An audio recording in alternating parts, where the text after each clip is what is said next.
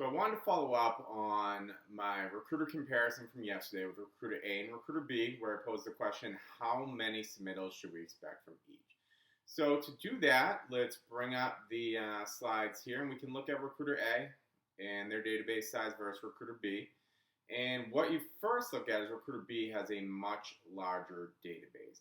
But when looking at recruiter A, their full-time contractor number is much, much larger. So there's more quality in that database. And that's what we want to dig into when we're looking at how to evaluate a database, but also how to understand what we're going to get out of it in terms of submittal numbers, and after that, really billing numbers from that database. So our goal as a recruiter is to find full-time contractors. So if you look at recruiter A, they have 30 full-time contractors. So if you take an average length of assignment of 3 months, and you may have that data yourself, if you're a larger company, if you're a smaller company getting started, you may need to do a little research of the market as well as compare that with the data you have.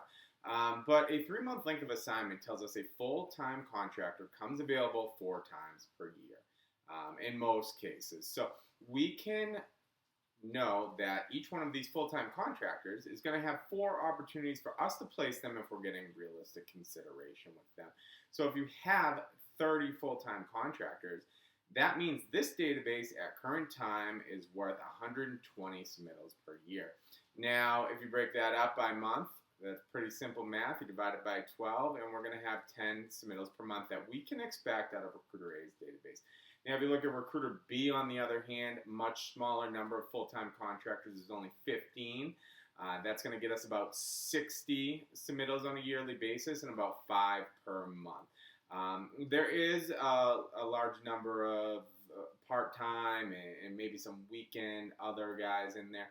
And so those will probably add a little bit on top of that number of 5, but we can't expect that every month. So that's really why we want to have a focus on our front-end production and finding those hard-to-find full-time contractors that do temporary work as a sole source of income, because as business owners or managers of divisions, or even at desk level as a recruiter, this is going to allow you to budget your business and understand exactly what you're going to get out of your database on a month-to-month basis. So thanks. Hope that clarifies, the number that we should expect. And if there's any questions on it, feel free to contact me and discuss further.